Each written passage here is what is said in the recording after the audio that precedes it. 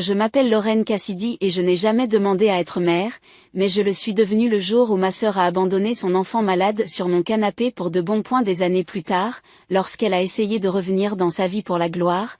Je lui ai tendu les clés de sa nouvelle voiture en lui disant « Donne-les à la femme qui t'a élevé ». Il est passé devant elle sans un regard, et elle s'est effondrée. Il est passé devant elle sans un regard, et elle s'est effondrée là, sous le porche. Dites-moi d'où vous regardez dans les commentaires ci-dessous. Avez-vous déjà eu à nettoyer le désordre de quelqu'un d'autre et vous a-t-on dit que vous n'aviez pas votre place dans l'histoire? Laissez-moi vous ramener à l'endroit où tout a commencé. C'était un mercredi. Seattle était gris. Il faisait un froid de canard et l'humidité était telle qu'elle vous met de bonne humeur. J'étais en train de réchauffer un reste de soupe quand la sonnerie a retenti à nouveau. Je n'ai même plus branché. Je savais que c'était elle. Je l'ai fait entrer sans un mot. Quelques instants plus tard, la porte de l'appartement s'est ouverte et elle était là, Vanessa, ma jeune sœur. Elle tenait en équilibre un sac à main trop petit pour transporter quoi que ce soit d'utile et traînait derrière elle une valise à roulettes qui n'était même pas fermée. Perché dessus, les bras mous, se trouvait Danny, son fils de 10 ans, mon neveu. Ses lèvres étaient déjà pâles. Tu es en avance, ai-je marmonné en jetant un coup d'œil à l'horloge. Je t'ai dit que j'avais un appel jusqu'à 7 heures. J'ai rendez-vous avec quelqu'un, dit-elle en passant devant moi, déjà à mi-chemin du canapé. C'est juste pour ce soir, j'ai éteint la cuisinière. Tu as dit ça lundi, dimanche et jeudi dernier, Elle n'a même pas sourcillé. Il a ses médicaments, le nébuliseur est dans la valise, tu sais ce qu'il faut faire. Danny n'a rien dit. Il a juste traîné jusqu'au canapé comme un fantôme et s'y est recroquevillé, sifflant doucement. Le son m'a transpercé. Vanessa, non, non, pas cette fois, dis-je en me plaçant entre elle et la porte. Tu ne peux pas continuer à faire ça. Il est malade. Tu ne peux pas. Elle a roulé des yeux et a esquissé un sourire crispé, celui qu'elle arborait toujours quand je lui rappelais la vraie vie. J'ai besoin d'une pause. Je fais ça toute seule, Lorraine, depuis des années. Tu ne comprendrais pas. Oh, tu veux dire les pauses entre Canquin, Miami, et n'importe quelle retraite de yoga que tu prétends être une croissance spirituelle? Son regard s'est posé sur le mien, vif et défensif. Je suis sérieuse, ai-je poursuivi, plus fort maintenant, la voix crue. Tu n'es pas une mère. Tu ne fais que fuir. Elle s'est moquée et a pris ses clés. Peu importe. Tu as toujours été jalouse. Tu n'as pas d'enfant, alors maintenant tu peux jouer à la maman. Profitant. Puis elle a claqué la porte derrière elle. Mais ce soir, il y avait quelque chose de plus lourd, de plus définitif. Il a grimacé en toussant et j'ai attrapé sa main, mon pouce effleurant son poignet. Ce n'est pas bien, ai-je murmuré. Pas seulement envers moi. Pour l'univers. Quelle que soit la version de Dieu qui écoutait. Ce n'est pas censé se passer comme ça. Parce qu'aucun enfant ne devrait voir sa mère partir sans se retourner. Aucune femme ne devrait se retrouver à tenir les morceaux comme s'ils étaient les siens. Mais je n'ai pas eu le temps de m'effondrer. La machine émet un bip. La poitrine de Danny montait et descendait sans cesse, comme une marée que je devais maintenir stable. Je me suis donc assise à côté de lui, la soupe intacte, le cœur réécrivant déjà son but. Demain, je l'appellerai à nouveau. Demain, j'essaierai de lui faire comprendre. Mais ce soir, j'étais le seul à rester. Le lendemain soir, il n'y avait plus que nous deux. Les lumières de l'appartement bourdonnaient faiblement au-dessus de ma tête tandis que je me déplaçais dans la cuisine exiguë, posant 2 assiettes ébréchées de fromage grillé et de soupe à la tomate, des plats réconfortants classiques, le genre que je pouvais cuisiner sans brûler. L'odeur remplissait l'espace, chaude et nostalgique, mais Danny se contentait de gratter les croûtes comme s'il s'agissait de devoirs. Il était encore pâle. Ses boucles sombres collaient à son front en mèches humides. Sa petite poitrine ne sifflait plus autant, mais les ombres sous ses yeux n'avaient pas bougé. Tu n'es pas obligé de tout finir, dis-je doucement en prenant la chaise en face de lui. Et c'est tout. Il a acquiescé sans lever les yeux. Le silence s'est prolongé. Assez longtemps pour que le tic-tac de l'horloge murale au-dessus du réfrigérateur devienne un métronome. Remplissant chaque espace que sa mère aurait dû occuper. Je l'ai observé, vraiment observé. Il ne s'agitait pas et ne pleurnichait pas comme la plupart des enfants de 10 ans. Il ne consultait pas son téléphone et ne demandait pas à allumer la télévision. Il restait assis là, comme un enfant qui s'est habitué à être invisible. J'ai donc posé la question qui me taraudait depuis hier soir. Est-ce qu'elle te manque? Danny n'a d'abord pas réagi. Puis ses épaules se sont soulevées dans un léger haussement d'épaules. Elle ne me parle pas vraiment, sauf quand elle est en colère. Je ne sais pas ce que j'attendais. Un oui, peut-être. Ou une petite confession larmoyante sur l'amour qu'il lui portait. Mais ce murmure silencieux et objectif a été plus profond que n'importe quoi d'autre. Il a attrapé sa cuillère mais a raté le manche, les doigts tremblants. J'ai tendu la main instinctivement et j'ai recouvert sa petite main de la mienne. Sa peau était chaude, fragile. Comme celle de quelqu'un qui aurait survécu trop longtemps sans que personne ne s'en aperçoive. Tu sais que ce n'est pas de ta faute, n'est-ce pas? J'ai dit, la voix fêlée. Rien de tout cela ne l'est, n'a-t-il pas répondu. Il s'est contenté de fixer le bol, comme si les mots n'arrivaient pas à atterrir, comme s'il ne savait pas quoi faire de la gentillesse. J'ai resserré ma prise doucement. Danny, je suis là et je ne vais nulle part. Et elle a finalement levé les yeux. Ses yeux, grands, bruns et épuisés, scintillaient de quelque chose que je n'arrivais pas à nommer. Pas encore de la confiance, mais peut-être un début de confiance. Nous sommes restés assis comme ça, main dans la main sur une table tachée, la soupe refroidissant entre nous. Je n'ai pas précipité le silence. Je l'ai laissé nous retenir tous les deux. Plus je l'observais, plus je voyais de choses. La façon dont il a tressailli quand mon téléphone a sonné tout à l'heure. La façon dont il n'a pas demandé quand sa mère allait revenir. La façon dont il s'excusait après chaque petite toux, comme s'il avait peur d'être un fardeau. J'ai réalisé que ce n'était pas temporaire. Pas vraiment. Elle pourrait revenir pour une nuit ou une semaine, peut-être même sourire et faire semblant de se soucier des autres si l'envie lui en prenait. Mais elle ne resterait pas. Elle était déjà partie pour tout ce qui comptait. Je me suis levé pour réchauffer sa soupe.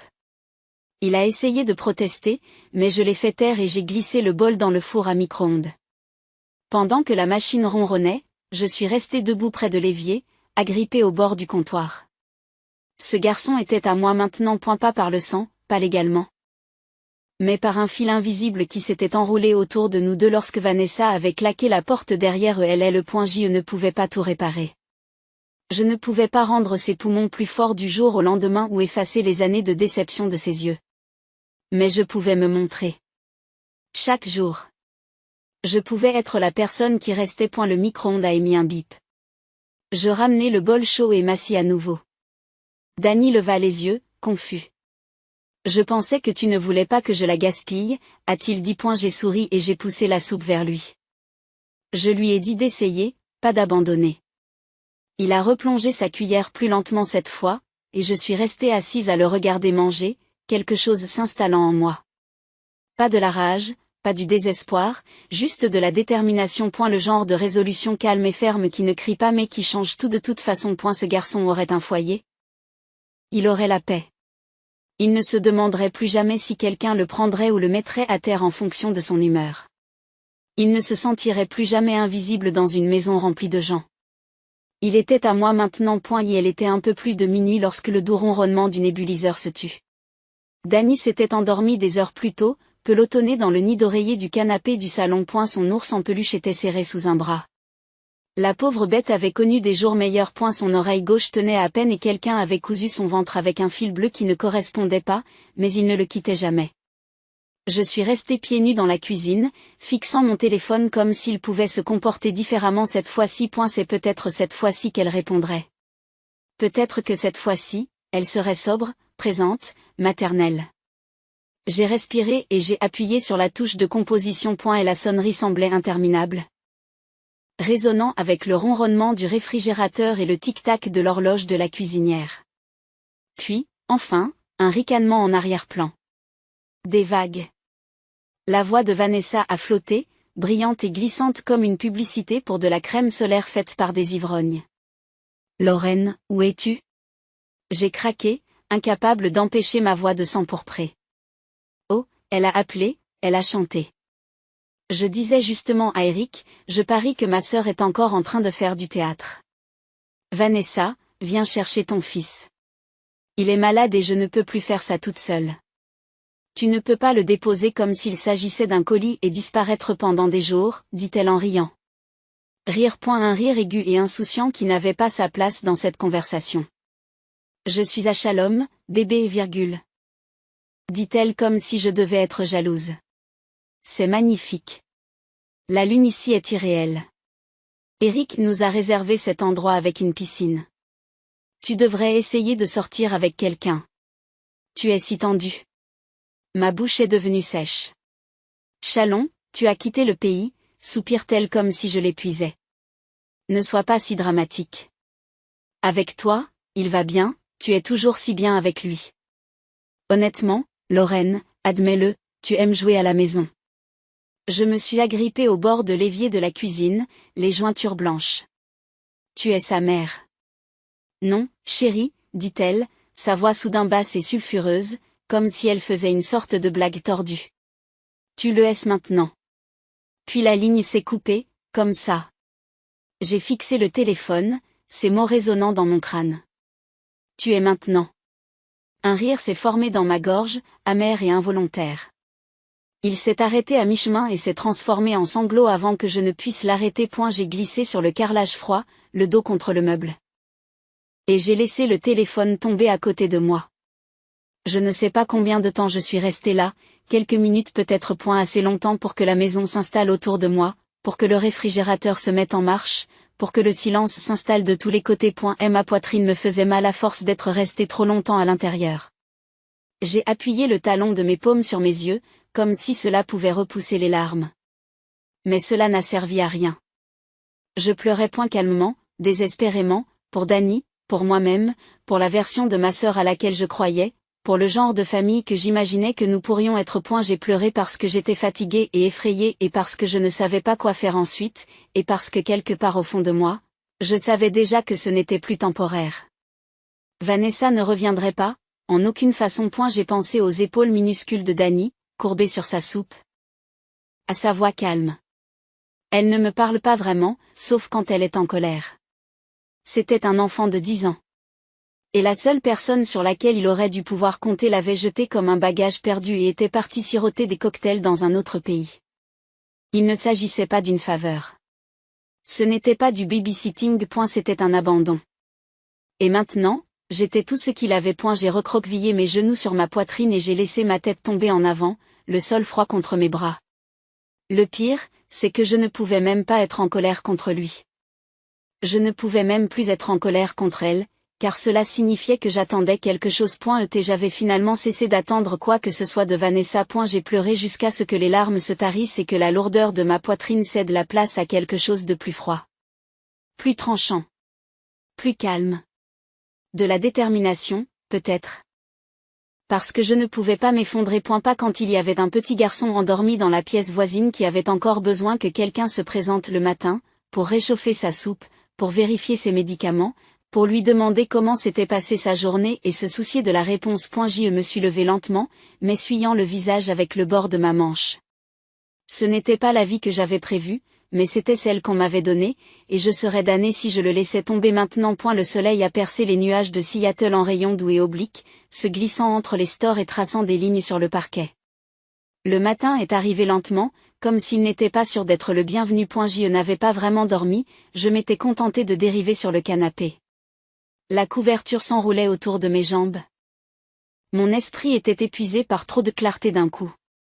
Danny s'est réveillé le premier. J'ai entendu le bruit des coussins du canapé qui se déplaçaient, une petite toux, puis une forte inspiration lorsqu'il s'est étiré et a cligné des yeux dans la lumière. Je me suis redressée, les yeux pleins de sang. Hey, Kiddo, ai-je chuchoté. Comment te sens-tu? Il se frotta les yeux avec le talon de sa main, puis cligna des yeux. Mieux, je pense, sourit-il. Je peux avoir des toasts? C'est tout. Pas de questions sur sa mère. Pas de peur, pas de confusion, juste des toasts.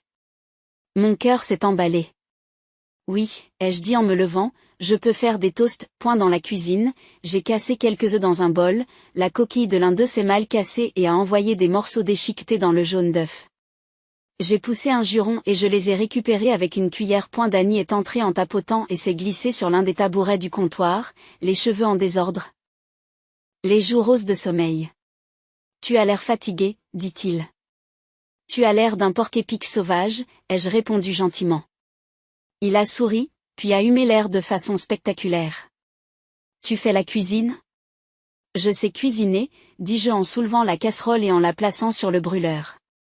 Parfois, dans des circonstances extrêmes, sous surveillance, il posait son menton sur le comptoir et me regardait comme si j'étais une candidate d'émission culinaire sous pression. Tu vas déclencher le détecteur de fumée, seulement si les choses se passent vraiment bien. Cool. Je n'ai pas pu m'en empêcher, j'ai ri, vraiment ri, fort et soudain et depuis mon ventre, le son secouant quelque chose de lâche dans ma poitrine. Dany a souri plus blanc, fier de lui. C'est la première fois que tu ris depuis longtemps, a-t-il dit. Ce n'était pas une question. Je lui ai jeté un coup d'œil, surprise par la clarté avec laquelle il me voyait. Les enfants ne manquent pas grand-chose.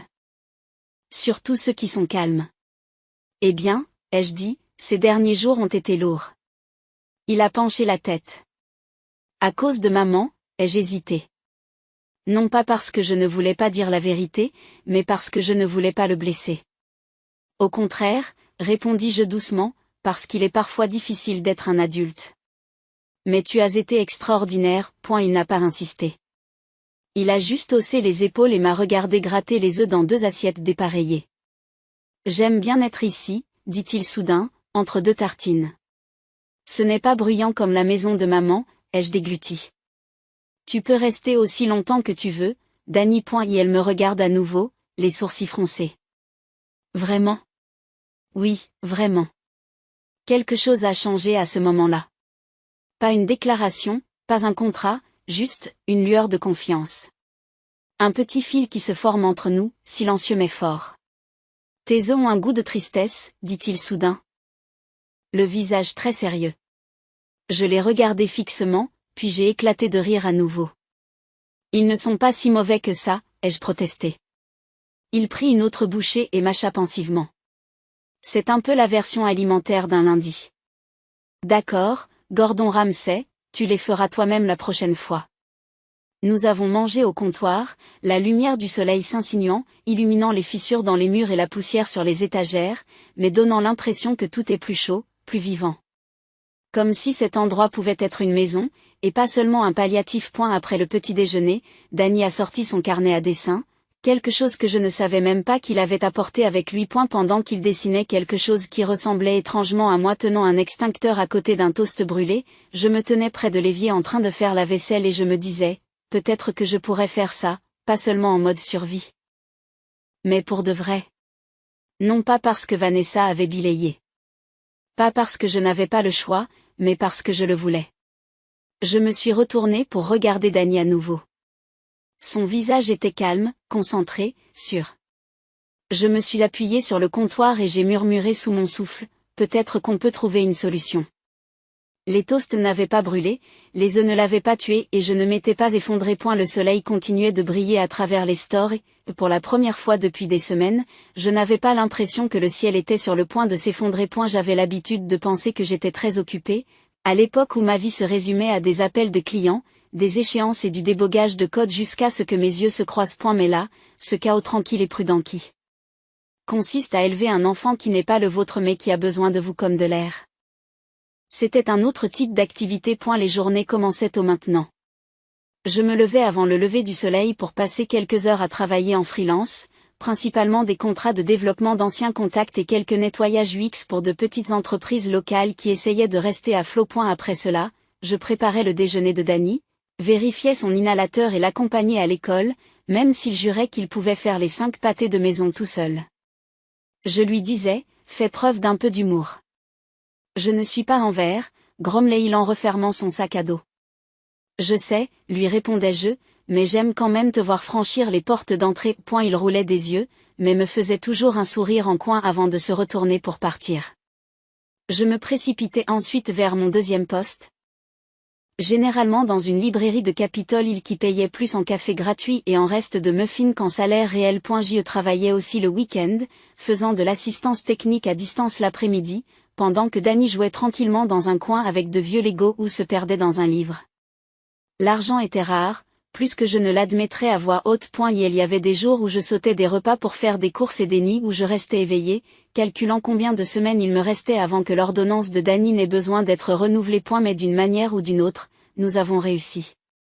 Nous sommes devenus une équipe. Nos soirées ont pris un rythme dont je n'aurais jamais cru avoir besoin, devoir à la table de la cuisine, reste de pâtes réchauffées de 3 façons différentes et le doux son des rires de Danny lorsque j'essayais de prononcer les mots des livres fantastiques qu'il lisait à voix haute avant de dormir. Un soir, alors que la pluie tapait contre la fenêtre et que notre petit appartement brillait de cette lumière ambrée que l'on ne peut obtenir qu'avec une vieille lampe, je me suis assise en face de lui pendant qu'il se penchait sur une feuille de calcul. J'étais à moitié distraite, en train de trier des notes de projet sur mon ordinateur portable, quand quelque chose m'a fait marquer un temps d'arrêt.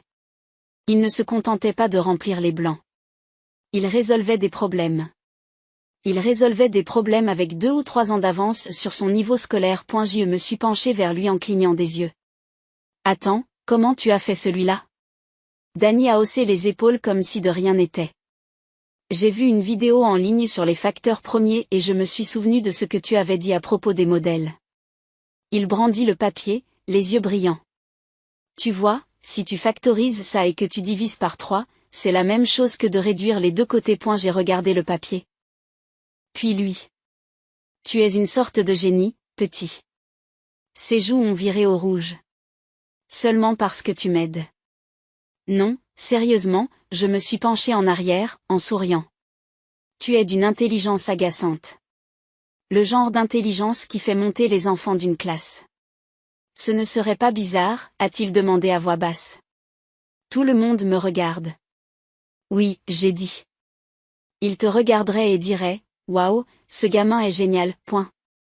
Il a souri en regardant sa feuille, son crayon tapotant doucement contre le bord de la page. Maman disait que j'en faisais trop. Les mots étaient calmes, presque désinvoltes. J'ai avalé la boule qui montait dans ma gorge. Elle se trompait, ai-je dit. Tu n'es pas trop. Tu es juste plus que ce qu'elle savait gérer. Il a levé les yeux. Tu penses que je suis trop? Danny. Je me suis penché en avant, la voix ferme. Je pense que tu es exactement celui que tu es censé être. Et j'ai de la chance d'être là pour le voir. Le silence qui a suivi n'était pas lourd. Il était chaleureux. Il s'est remis à griffonner des réponses, en fredonnant un peu sous sa respiration. Je l'ai observé, me demandant depuis combien de temps il attendait que quelqu'un le considère simplement comme un problème à résoudre, pas comme une responsabilité à esquiver, mais comme une personne dans laquelle il valait la peine d'investir. Ce garçon était brillant, curieux et gentil, ce qui m'a poussé à le protéger au plus profond de mon être. Lorsqu'il a terminé le dernier problème, il a poussé la feuille vers moi et a souri. Tu devrais faire un trophée pour le meilleur tuteur. Oh, je devrais? Il a hoché la tête solennellement. Tu gagnerais la 2e place. 2e? Je gagnerais la 1re place, a-t-il répondu. J'ai éclaté de rire. En débarrassant la table et en rinçant nos tasses de cacao tiède, j'ai vu mon reflet dans la fenêtre de la cuisine. Fatigué. Pas habillé.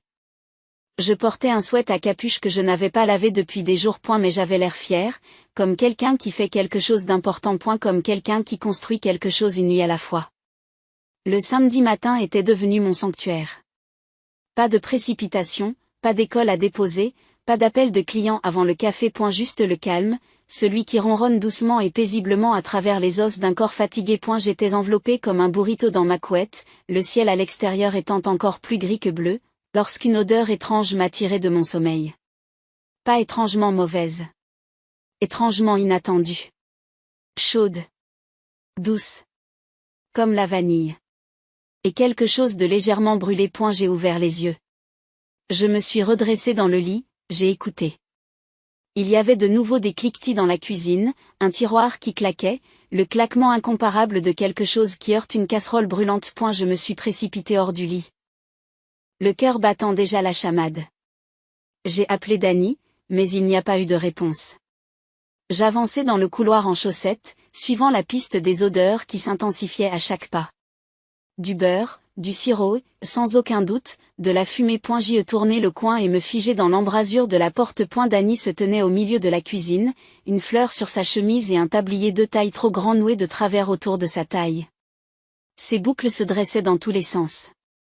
Sur la cuisinière, une poêle grésillait avec quelque chose de doré et de grume. Le comptoir derrière lui était un véritable chaos, des coquilles d'œufs, une bouteille de sirop couchée sur le côté, une assiette empilée de crêpes plus ou moins comestibles. Et elle se retourna et rayonna. Surprise, j'ai préparé le petit déjeuner, a-t-il dit. J'ai cligné des yeux. C'est toi qui as fait tout ça? Oui, a-t-il répondu fièrement, en brandissant la spatule comme un trophée. J'ai même cherché sur Google comment ne pas brûler la poêle. En quelque sorte, j'ai jeté un coup d'œil à la cuisinière. Une crêpe était en train de noircir comme un petit météore. Je me suis précipité et l'ai retiré du brûleur, en riant malgré moi.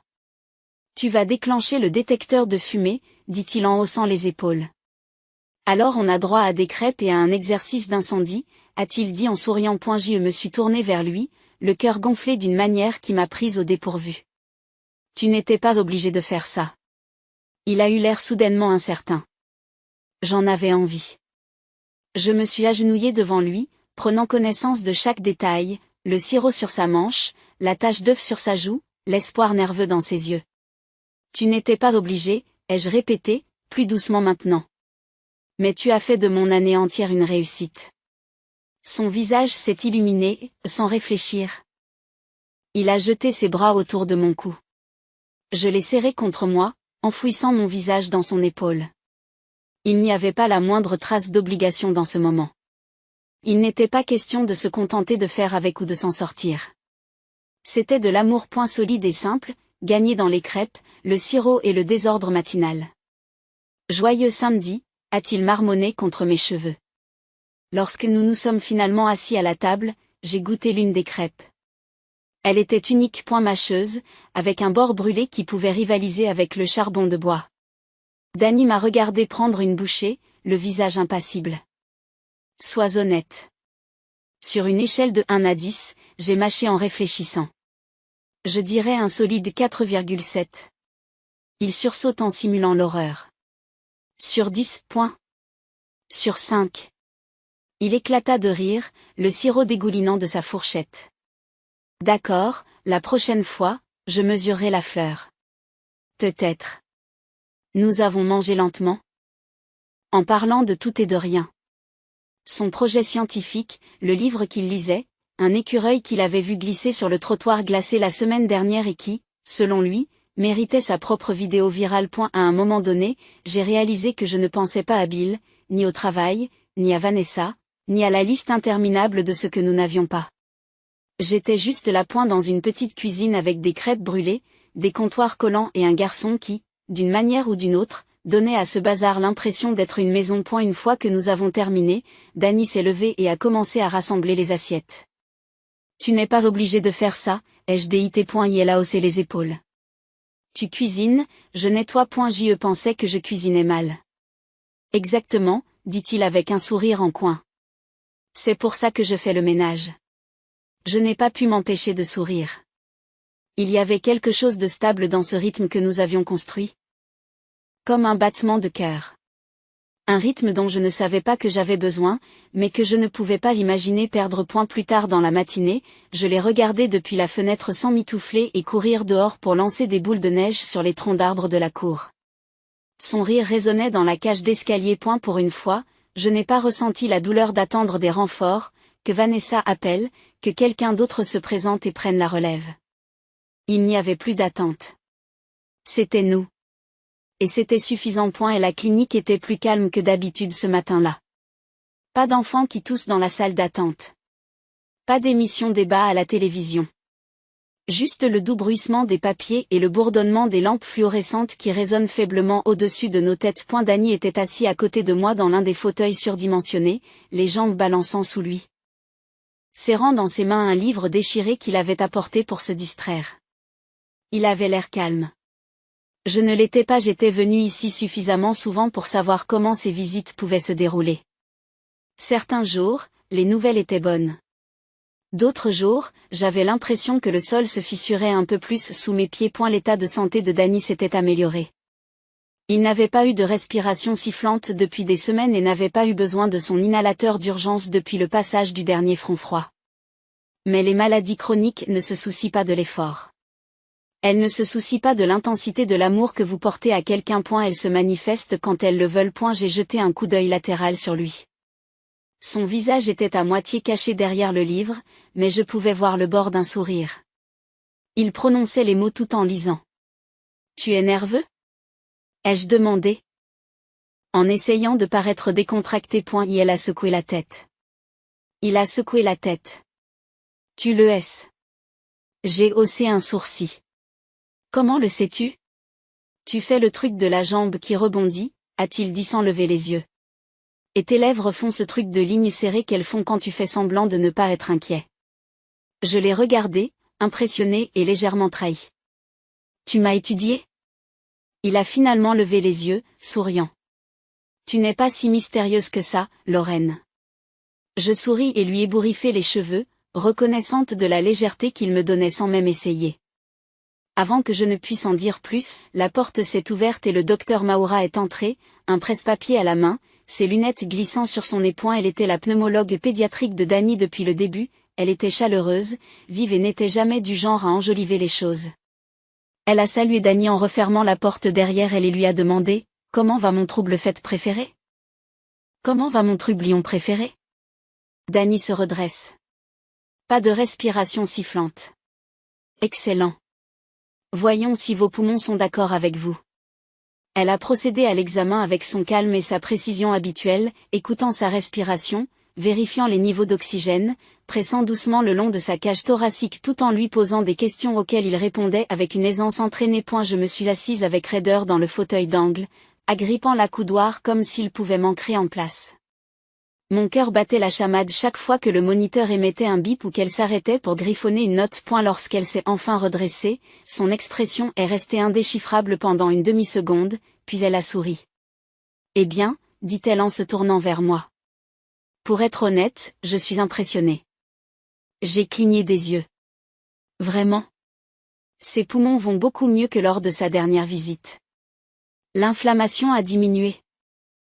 Les débits de pointe ont augmenté et il réagit très bien aux médicaments d'entretien. Elle m'a dit, continuez comme ça, son sourire s'est élargi, et il va vivre une vie pleine et active. Je n'ai pas réalisé que j'avais retenu mon souffle jusqu'à ce qu'il se libère dans un frisson.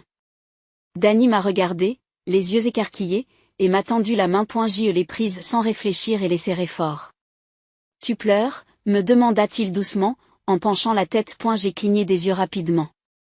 Non, tu vois des choses, dit le docteur Maura en riant. C'est une bonne nouvelle, Lorraine. Cela signifie que la cohérence, les médicaments, la routine, la stabilité, tout cela fonctionne. Le mot « stabilité » a résonné en moi comme une cloche. Cela n'avait pas été facile, les nuits de travail, les coupons à découper, la panique silencieuse à chaque fois que la pharmacie m'envoyait un texto pour un renouvellement, mais cela fonctionnait, il allait bien.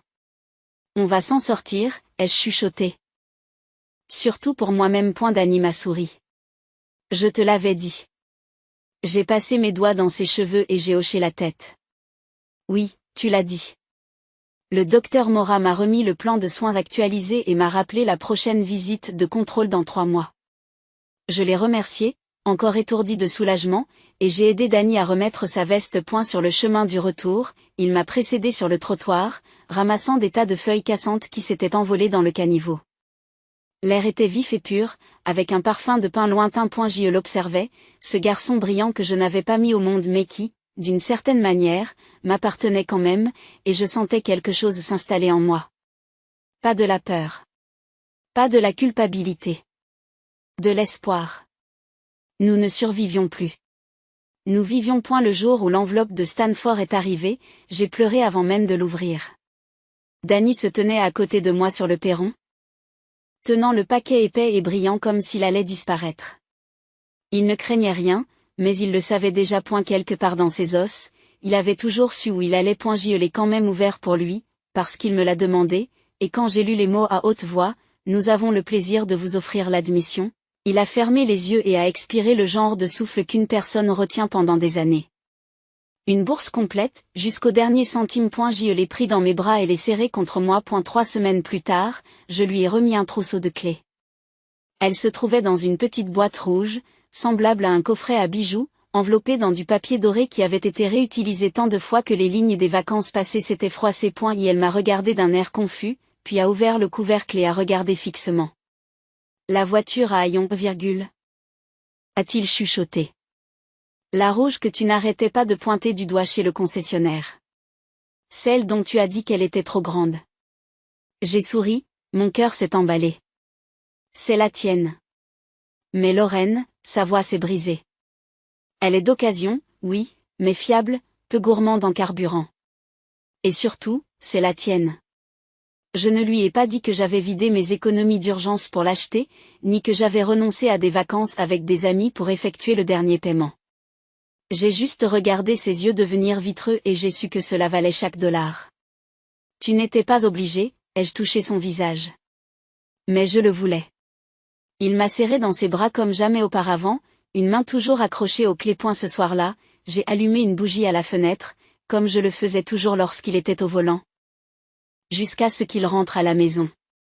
J'étais recroquevillé sur le canapé avec un livre que je ne lisais pas vraiment quand mon téléphone s'est allumé avec un numéro inconnu. J'aurais dû le laisser tomber sur la messagerie, mais je ne l'ai pas fait.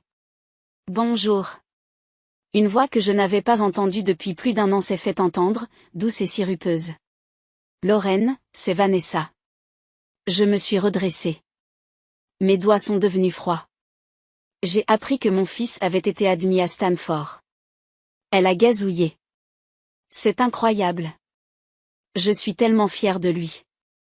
Mon cœur a claqué dans ma poitrine. Je me suis levée et j'ai marché lentement jusqu'à la cuisine, comme si le mouvement allait m'ancrer. Tu n'as plus le droit de dire ça, ai-je dit, chaque mot étant précis et délibéré. Oh, allez, dit-elle en riant. Ne sois pas comme ça. C'est toujours mon fils. Je n'ai rien dit. Mon silence lui a permis de s'enhardir. Je sais que nous n'avons pas parlé, poursuit-elle. La voix changeante. Mais je me disais qu'il était peut-être temps de reprendre contact. Peut-être que je prendrai l'avion pour le week-end d'emménagement. Être là pour lui, tu sais, pour qu'il voie que je me soucie de lui. Je n'ai pas pu m'en empêcher, j'ai ri, d'un son court et amer. Maintenant, ai-je demandé. Maintenant, tu veux être là? Je pouvais l'entendre dans la pause. Je suis toujours sa mère, Lorraine. Tu ne peux pas effacer ça. J'ai appuyé une main sur ma poitrine, voulant ralentir ma respiration. Tu t'es effacé toi-même. Oh, s'il te plaît, a-t-elle répliqué. Je lui ai donné la vie. N'agis pas comme si tu étais une sainte. Non, ai-je murmuré. Je suis juste celle qui est restée. La ligne s'est tue, elle n'a pas raccroché. Pas encore. Elle ne savait pas quoi répondre à ça. Peut-être ne l'avait-elle jamais su. Finalement, sa voix est revenue. Plus froide maintenant. Il viendra me chercher un jour. Vous avez mis fin à l'appel et j'ai effacé le numéro. De retour dans le salon, la bougie a vacillé à la fenêtre. Quelques minutes plus tard, j'ai entendu le crissement des pneus dans l'allée, puis le grincement familier de la porte d'entrée. Dany est entrée en souriant, les clés à la main. Elle conduit comme un rêve. J'ai forcé ma voix à rester stable. Bien, tu le mérites. Il s'est installé sur le canapé à côté de moi. Ça va? J'ai hésité. Puis je l'ai regardé, vraiment regardé, fort, gentil, entier. Je vais bien maintenant. La maison semblait plus calme maintenant, même si elle n'était pas vide. Dany n'était parti que depuis quelques semaines lorsque je me suis surprise à préparer 2 assiettes pour le dîner ou à regarder l'horloge en pensant qu'il devrait être rentré à l'heure qu'il est. Puis je me suis souvenu qu'il était de l'autre côté de l'État. Et pas seulement de l'autre côté de la rue.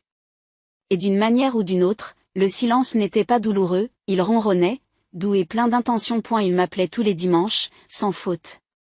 Et pas seulement pour me donner des nouvelles des cours ou des professeurs. Bien qu'il m'ait dit avec enthousiasme que son professeur d'informatique lui avait déjà demandé de l'aider dans un projet de recherche. Et elle me parlait comme si je faisais encore partie de son monde, comme si mon opinion comptait, comme si j'étais encore sa personne. Parfois, je l'entendais courir entre les cours, le vent en arrière-plan, ou le bruit de la vaisselle alors qu'il travaillait tard au réfectoire du campus. Juste quelques heures par semaine, disait-il. Ce n'est pas grand-chose. Quelques mois après le début de sa première année d'études, j'ai reçu une notification Venmo pour des achats de céréales. Du bon type cette fois-ci. Je me suis assise et j'ai pleuré quand je l'ai vu. Ce n'était pas une question d'argent. C'était la pensée, l'attention, le poids total de tout cela. Nous avions vécu si longtemps en mode de survie que les petites choses nous semblaient sacrées, comme quelqu'un qui se souvient de la façon dont vous prenez votre café ou qui sait quelle marque de pain grillé n'est pas périmé au bout de 2 jours. L'hiver est arrivé rapidement cette année-là, tout comme la froide réalité, ma vieille Corolla, la voiture qui avait conduit Dany aux visites chez le médecin, aux expos sciences et aux courses à la pharmacie tard dans la nuit, était finalement en train de mourir. Le témoin de contrôle du moteur n'était pas seulement allumé. Et elle clignotait maintenant comme une sirène. D'une certaine manière, j'ai fait la paix avec elle. Il nous avait bien servi. Je m'en sortirai. Je l'ai toujours fait. Et puis, un jeudi soir pluvieux, j'ai ouvert la porte d'entrée pour prendre un paquet et il était là. Dany, sous le porche. Veste trempée, cheveux ébouriffés, les bras chargés de courses et un sourire sauvage sur le visage. Je vous manque, a-t-il dit. J'étais trop abasourdi pour parler. Tu n'as pas répondu au téléphone, a-t-il ajouté en entrant. Alors je me suis dit que je devais venir m'assurer que tu étais toujours en vie. Il a jeté les sacs sur le comptoir de la cuisine, lait, biscuits aux pépites de chocolat que j'aimais bien mais que je ne m'étais jamais acheté, puis s'est tourné vers moi, essuyant la pluie sur ses joues. Tu es censé être à Palo Alto, ai-je réussi à dire. C'est la semaine de la lecture, a-t-il dit. J'avais le week-end de libre. Mais il a levé la main. Avant que tu ne dises quoi que ce soit d'autre, nous allons faire du shopping demain. J'ai cligné des yeux. Des courses? Pour une voiture, a-t-il dit clairement. Ta voiture est sous assistance respiratoire. Dany? Non, tu es étudiant. Tu n'as pas. J'ai économisé, a-t-il dit, comme si ce n'était pas grave. Des jobs sur le campus, des cours particuliers, de la technologie en freelance sur le côté. J'en ai assez, et ce n'est pas un cadeau. C'est un remerciement. Je l'ai regardé fixement, le cœur serré. Tu ne devrais pas être celui qui prend soin de moi, ai-je dit doucement. Et elle a souri, calme et sûre de lui. Tu l'as déjà fait. Mes bras se sont enroulés autour de lui avant même que je sache ce que je faisais. Il était plus grand maintenant, plus solide, mais il se penchait encore dans l'étreinte comme ce garçon de 10 ans qui sursautait au bruit soudain et dormait avec son ours sous un bras. Je n'ai rien fait de spécial, ai-je chuchoté. Et elle m'a répondu, tu as tout fait. Le lendemain, nous avons racheté une modeste berline d'occasion d'un vert forêt profond. Rien de tape à accent grave-l'œil. Juste une voiture fiable et robuste. Comme l'amour que nous avons construit.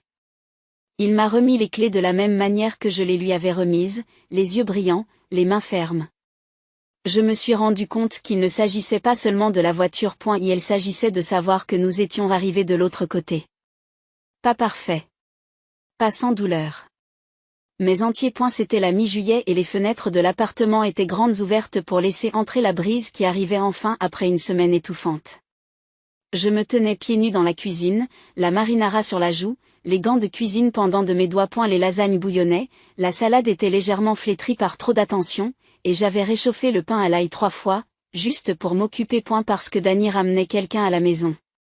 Pas seulement quelqu'un, elle, Nina, sa petite amie. Nous nous étions déjà rencontrés 1 ou 2 fois. Nous avions échangé des salutations polies lors d'appels, mais ce soir, c'était différent. Ce n'était plus occasionnel. C'était une rencontre avec la famille. Et d'une certaine manière, j'étais la famille. Il n'avait pas dit ces mots exactement, mais je les ressentais dans chaque détail. La façon dont il a nettoyé l'appartement de fond en comble. La façon dont il s'assurait que je ne travaillais pas tard. Et la façon dont il rentrait 2 heures plus tôt, juste au cas où les lasagnes auraient besoin de renfort. Elle est gentille, m'a-t-il dit ce matin-là. L'intelligence me permet de garder les pieds sur terre. Et j'ai essayé de ne pas laisser mon estomac se retourner en pensant à l'âge qu'il avait en disant cela. Alors que j'essuyais le comptoir pour la 4e fois, j'ai entendu des clés à la porte. Je me suis retournée. Mon cœur a fait un bond et elle est entrée le premier, plus grand que jamais, avec son assurance habituelle. Et à côté de lui une petite brune en robe de soleil portant un bouquet de tournesol maladroitement dans une main. « Bonjour », dit-elle avec éclat, s'avançant avant même qu'il ait pu nous présenter. « Vous devez être Lorraine. J'attends depuis longtemps de vous rencontrer. » J'ai cligné des yeux, prise au dépourvu par sa chaleur. « Bonjour, Nina. Entrez, s'il vous plaît. » Dany m'a adressé un petit sourire fier dans son dos. Elle m'a tendu les fleurs, les joues rougies. Je ne savais pas quoi apporter, alors j'ai pensé que celles-ci étaient sûres. Elles sont parfaites, ai-je dit en essayant de ne pas pleurer sur un bouquet. Merci. Le dîner a d'abord été gênant. J'ai fait trop d'histoires, Dany m'a taquiné pour ça, Nina a ri nerveusement. Mais une fois que nous nous sommes tous assis et que les assiettes étaient pleines, l'ambiance s'est adoucie. Il était facile de lui parler, brillante, curieuse. Pas trop polie. Elle posait des questions. Elle écoutait. Elle n'a pas bronché lorsque Dany a raconté son enfance marquée par l'asthme et le stress financier. Elle n'a pas détourné le regard lorsque j'ai parlé de mes 3 emplois pour joindre les 2 bouts. Elle a compris, et je l'ai apprécié pour cela. Au milieu du dessert, un tiramisu acheté dans le commerce dont Dany jurait qu'il était assez authentique, il posa sa fourchette et s'éclaircit la gorge. Je voulais que tu la rencontres ici, a-t-il dit, la voix posée, parce que cet endroit fait partie de ce que je suis. Tout ce que j'ai fait, tous les endroits où je suis allée. Tout a commencé ici. Nina l'a regardé, puis m'a regardé, attendant.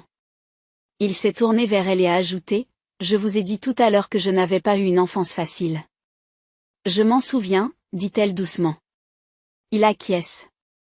Mais ce que je ne t'ai pas assez dit, c'est que j'ai eu quelqu'un qui s'est montré. Qui a fait de la soupe quand j'étais malade, qui a travaillé jusqu'à minuit et qui s'est quand même présenté à chaque événement scolaire avec un sourire, qui ne m'a jamais abandonné. Mon souffle s'est arrêté dans ma gorge. Il m'a alors regardé, vraiment regardé. Je veux que tu rencontres la personne qui m'a élevé. La salle s'est figée. Nina a souri doucement, comme si ce n'était pas une surprise pour elle, comme si elle le savait déjà. Il parle de toi tout le temps, a-t-elle dit. Comme tout le temps, je n'arrivais pas à parler. Ma main a couvert ma bouche avant que les larmes ne s'échappent. J'avais toujours su qu'il m'aimait. Je l'avais vu dans les notes qu'il avait laissées avant de partir pour l'université, dans sa façon d'appeler alors qu'il n'avait besoin de rien. Mais ça, c'était différent. C'était une reconnaissance. C'était la vérité. J'ai attrapé sa main de l'autre côté de la table et je l'ai serrée. Il m'a rendu l'appareil, les yeux brillants. À ce moment-là, je n'ai pas eu l'impression d'être la tante qui s'est interposée. Je ne me suis pas sentie comme une doublure. Je me suis sentie comme maman. Et la pluie tombait sans discontinuer depuis le matin, tambourinant contre les fenêtres dans une pulsation rythmée et implacable. J'étais recroquevillée sur le canapé avec un livre, une couverture sur les genoux, et le genre de calme qui ne vient qu'après des années d'apprentissage de la respiration dans les tempêtes. Dany était à l'étage en train de faire ses valises. Il retournait à l'école le lendemain, et nous avions passé la majeure partie du week-end à manger des restes, à regarder de vieux films et à faire comme si l'adieu ne planait pas déjà dans les coins de chaque conversation. Puis on a frappé à la porte. 3 coups secs sur la porte, suivis du tintement sec de la sonnette. Je l'ai su avant même de me lever. Certains instincts ne s'estompent jamais. Lorsque j'ai ouvert la porte, Vanessa se tenait sous le porche, trempée. Une valise à ses pieds et un sourire trop éclatant étiré sur son visage. Surprise, a-t-elle dit, comme si c'était normal. Je me suis dit qu'il était temps. Je n'ai pas bougé. L'odeur de parfum bon marché et de tissu humide flottait à l'intérieur. Son rouge à lèvres était bavé, son mascara commençait à couler. L'heure de quoi, ai-je demandé. Voir mon fils, a-t-elle dit. Se reconnecter. Cela fait trop longtemps, vous ne trouvez pas? La poignée de la valise a glissé de sa main et s'est écrasée sur le porche. Je n'ai pas répondu. Je me suis contentée de faire un pas de côté. Elle a pris cela pour une permission et est entrée, les yeux balayant la pièce comme si elle y appartenait. On dirait la même chose, a-t-elle marmonné. Un peu plus serré, Plus confortable peut-être. Dany descendit l'escalier juste au moment où elle franchissait le seuil du salon. Il s'arrêta sur la dernière marche. Il avait grandi, il était plus grand qu'elle maintenant, les épaules carrées, les yeux indéchiffrables.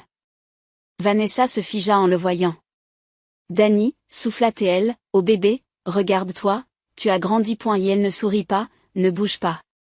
Elle fit un pas timide vers lui, les mains légèrement tendues, mais il ne la rejoignit pas. Tu n'es pas une invitée ici, dit-il d'une voix plate. Elle cligna des yeux. Quoi? Vous êtes un étranger. Les mots ont atterri comme du verre se brisant sur du carrelage. Elle a ouvert la bouche, mais rien n'est sorti, juste une respiration saccadée et le bruit de son cœur qui se brise en temps réel. Dany s'est alors tourné vers moi, calme et constant. Tu aimes toujours cette berline bleue, n'est-ce pas? J'ai hoché lentement la tête, incertaine de ce qu'il faisait. Il s'est retourné vers Vanessa. J'allais lui faire la surprise de l'acheter le week-end prochain. J'ai pensé échanger la voiture à Hayon, elle mérite mieux. Vanessa recula d'un pas, son mascara se couvrant de traces. Dany, s'il te plaît, j'ai fait des erreurs, je le sais. Mais je suis toujours non, l'interrompt-il, calme mais ferme. Tu avais un choix, tu l'as fait, et maintenant je fais le mien. Elle m'a regardé pendant qu'elle mourait. Tu l'as empoisonnée contre moi. Non, dit Dany avant que je ne puisse parler. Elle m'a sauvé de toi. Le silence qui a suivi était lourd, définitif. La lèvre de Vanessa a tremblé. Elle a pris sa valise et a reculé vers la porte. J'ai pensé que je pourrais peut-être arranger les choses, a-t-elle murmuré. Dany ne répondit pas. Elle se retourna, fit un pas sous la pluie et ne se retourna pas le lendemain matin, la pluie avait cessé. La lumière du soleil glissait sur le sol de la cuisine, accrochant la vapeur qui s'élevait de 2 tasses de thé dépareillées. Dany était assis à la table, vêtu d'un sweat à capuche, un genou ramené contre sa poitrine, faisant défiler son téléphone comme n'importe quel autre jeune homme d'une vingtaine d'années lors d'une matinée de farniente. Comme si rien n'avait bouleversé l'atmosphère de la nuit précédente. Et d'une certaine manière, rien ne l'avait fait. Parce qu'elle était partie, Vanessa n'avait pas appelé, n'avait pas envoyé de texto, ne s'était pas attardée sous le porche pour lancer un dernier appel. Elle est partie sans un mot de plus, comme si le silence était sa dernière confession, et d'une certaine manière, c'était suffisant. J'ai fait des œufs, ai-je dit en faisant glisser une assiette devant lui. Pas les œufs du lundi, les bons. Il a levé les yeux et a souri. Tu ne les as pas brûlés. Ne commence pas. Il a gloussé et a commencé à manger. Il y avait un silence entre nous, mais pas le genre lourd. Pas celui qui attend que le chagrin s'installe. Celui-ci était plus facile, familier. Le genre qui remplit une pièce de paix parce que rien n'a besoin d'être dit pour être compris. Nous avions fait face au pire d'elle-même, et cela ne nous avait pas défait. Après le petit déjeuner, j'ai fait la vaisselle pendant qu'il feuilletait le courrier. La normalité de la situation était presque surréaliste. Elle va réessayer, ai-je finalement dit, sans me retourner. Il est resté silencieux pendant un moment. Oui, peut-être. C'est juste que... J'ai expiré. Je ne veux pas que tu portes ce poids. Ce n'est pas le cas, a-t-il dit en posant les enveloppes. Je pensais ce que je disais, tu sais, j'ai fait mon choix. Je me suis retournée pour le regarder. Tu es sûr? Il a croisé mon regard avec quelque chose de doux mais de ferme. Lorraine, je suis rentrée. J'ai dégluti. Ça va? Il a fait ce même sourire tordu qu'il avait l'habitude de faire quand il avait 10 ans et qu'il ne voulait pas que je m'inquiète. Je vais bien, a-t-il dit. Je me suis arrêtée, sentant la question s'installer dans ma poitrine. Cette version de la vie, sans qu'elle ne plane au bord, me semblait légère. Non pas comme s'il manquait quelque chose, mais comme s'il était guéri. J'ai acquiescé. Mieux que jamais. Ce soir-là, nous avons regardé un film auquel aucun de nous n'avait prêté attention, échangeant des commentaires et de vieilles blagues. Lorsqu'il s'est assoupi sur le canapé, une jambe drapée sur le côté comme s'il vivait encore ici à plein temps, je ne l'ai pas réveillé. A eu lieu de cela, je me suis assise dans la faible lueur de l'écran, sirotant un thé froid et écoutant le son de sa respiration, régulière, forte, vivante. Vanessa était devenue ce qu'elle avait toujours été destinée à être, un fantôme dans notre histoire. Et les fantômes ne peuvent pas hanter une maison remplie d'amour. La chapelle était petite, éclairée par le soleil et remplie de fleurs sauvages que Danny avait tenu à choisir lui-même. Il se tenait à l'avant, la cravate légèrement de travers comme elle l'était toujours, mais sa posture était stable, sur point à ses côtés, Nina rayonnait dans sa robe ivoire. Sa main enveloppant délicatement la sienne était moi. Je me tenais devant l'autel, non pas en tant qu'invitée, ni même en tant que spectatrice, mais en tant que mère du marié. La robe bleue douce que Nina m'avait aidé à choisir il y a plusieurs semaines flottait légèrement dans la brise qui passait par les portes latérales ouvertes. Mes mains tremblaient, mais mon cœur était calme. Et il n'y avait aucun signe de Vanessa, aucune mention d'elle, pas même un murmure de la famille élargie. Danny avait été clair dès le départ. Tu m'as élevé, a-t-il dit simplement. Ce jour est pour nous. La cérémonie a été courte et magnifique. Il y a eu des larmes, bien sûr. Des rires aussi, lorsque le porteur de l'anneau, le neveu de Nina âgé de 3 ans, a essayé de manger les fleurs. Mais c'était surtout de la joie. Une joie indéniable, débordante. Plus tard, à la réception, Danny se tenait debout, une coupe de champagne à la main. La tapotant doucement pour demander le silence. Je ne parlerai pas longtemps, dit-il en affichant un sourire penaud. Mais il y a une personne que je dois remercier. Il se tourne vers moi, la voix posée. À la femme qui m'a donné un foyer, un avenir et un cœur, maman, je t'aime. La salle a applaudi à tout rompre. Mais tout ce que j'ai pu faire, c'est sourire en pleurant, parce qu'à ce moment-là, j'ai su la vérité que j'avais mis des années à croire. Je n'ai jamais été la remplaçante. J'avais toujours été celle qui comptait. C'était la fin de mon histoire. Le jour où j'ai assisté au mariage de mon fils et où j'ai compris que l'amour n'est pas lié à la personne qui vous met au monde, mais à celle qui reste quand c'est le plus dur. Parfois, je m'interroge encore sur le fait que Vanessa se soit présentée ce dimanche pluvieux avec une valise, en disant qu'elle voulait renouer le contact. Essayait-elle vraiment de changer ou était-il trop tard pour réparer les dégâts? A-t-elle fait ce qu'il fallait en revenant finalement, même si cela lui a coûté tout ce qu'elle voulait? Dites-moi dans les commentaires ce que vous en pensez. A-t-elle fait ce qu'il fallait ou non? Et si ce voyage vous a touché, n'hésitez pas à aimer cette vidéo et à vous abonner, car des histoires comme la mienne me rappellent que nous ne sommes jamais seuls face aux choix qui façonnent notre vie. No. Oh my god! No! Where is he? Hey, don't take him to the car. He's gonna fuck the car up. What are you doing? He's after me! He's after me! He's after me! He's after me! He's after me! He's Hey, hey, come over this way. Check this out. You can jump on that thing. He's gonna eat me! He's gonna eat me! He's gonna eat me! This way, you idiot. Like this.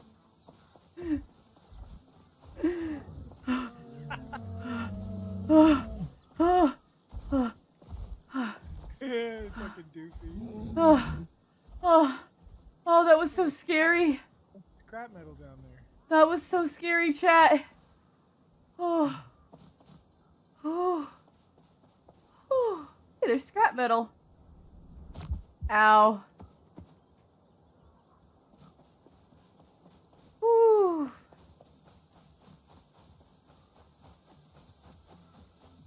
Have some goddamn faith, Grandpa. Dude, I love that they're calling you Gramps. That's so fucking funny.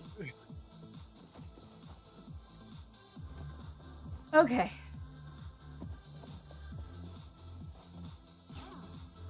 Hey, can you, what do you, let me go. Ah!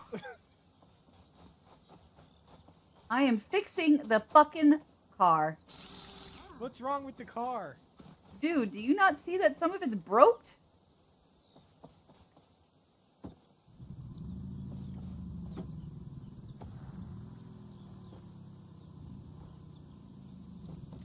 Oh my god.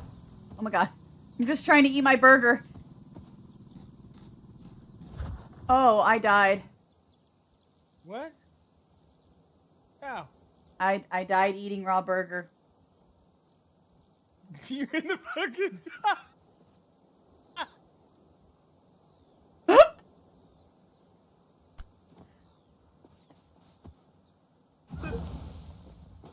Note to self, don't eat raw burgies.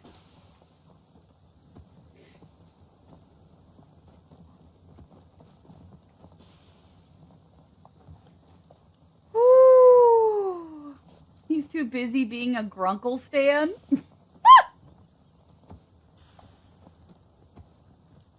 Eat that, eat that, eat that, eat that, eat that, eat that!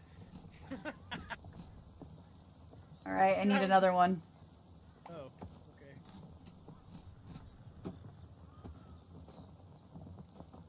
Here you go. I'm making one for you right now, bruv.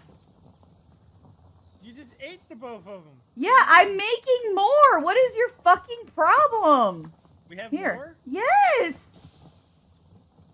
I didn't know we had more, pal. Yeah, you make assumptions. You make look like an ass.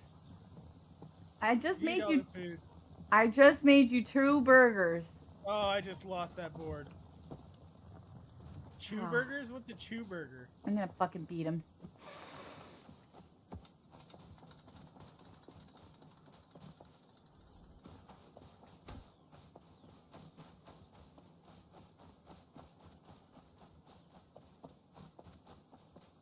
All right.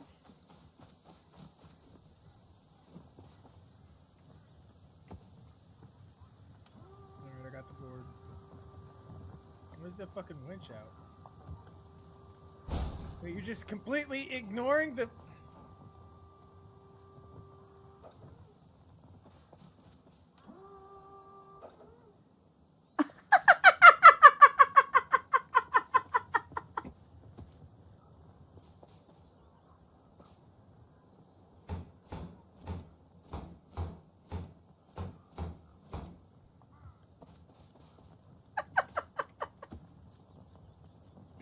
What's up? Oh, I'm just fucking myself. I don't know what your plan is, so I'm waiting for instruction. Oh, I have no plan. Oh, okay. Then I have no idea what to do. Use the winch. I don't have the winch controller. Wow, there's 2 in the car. Incredible. Uh-oh. I'm gonna stay over here for a minute, I think. Did you hear that noise? Yeah. What was that noise? I don't know. I...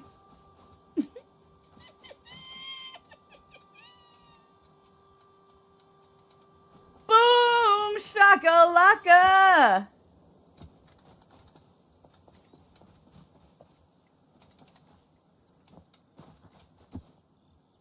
The hell? What's up, Chelsea? What the fuck? Now, where do I go? We'll go pull to this one. Yeah. Yeah, bitch. All right. Almost there. Keep going. I like that. Alright, release it. Starting it up. Onward! Yeah. This is called RV There Yet, and it is a co-op game of epic proportions that we are not very good at. Nothing co-op about it. This is all co-op. What are you talking about? No, Uh-oh. doing this for Uh-oh. fucking stuff. Uh-oh. Uh-oh. Uh-oh. This is fine. Is it? Yeah. Oh, That's shit. not. That's definitely not. That's a fucking tree. All right, hang on. That's Let me, not okay. I gotta put her in Yeah, reverse. I had a mirror on there for you, but I think you've removed it since. Yeah, I have. Oh, shit. Oh, shit. Oh, shit. All right, we're gonna... Wait. Wait, wait, wait, wait. Yeah. And then... Oh, shit. I'm so good at driving. Or better known as anti-socialite driving Gramps. That's my favorite. Uh-oh. That's a fucking tree, my guy. Yeah, I like trees. Hey. I like turtles. Oh my god, we're dead. Are we? Uh-oh. Uh-oh. Uh-oh. Uh-oh. You realized that you were hooked on a fucking tree, and then you fucking sent it, and now you fucking Paul Walkered us. Alright. I got her wenched up. Pull her back.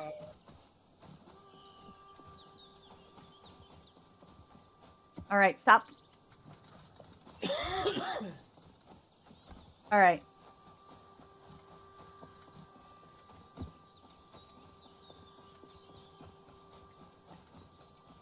Almost fixed. Almost fixed. Alright, stop. Stop. I'm not doing anything. The car is driving itself at this point. What the fuck was that sound? What the fuck? What the fuck? What the What the fuck? Put the moose down. Where did these moose come from? Fuck.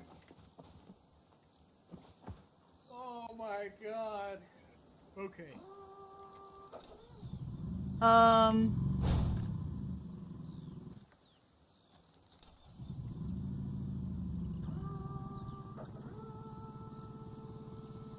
What's up? I don't know what you're doing anymore. I'm just standing up top. Okay. I thought you were gonna start driving. What do you mean? What am I doing? I get. Oh my god, a bear! No! No, not like this. Not like this. Is this a checkpoint? It's a checkpoint! Let's get the fucking bear! Oh shit, he's still here. Oh, we're fucked. Oh, he won't go here? Nope. Bitch! Bitch bear! How Bro. do we fuck him up though? We need parts or No, there's no parts or nothing. something. Yeah, there is. Here, hold this.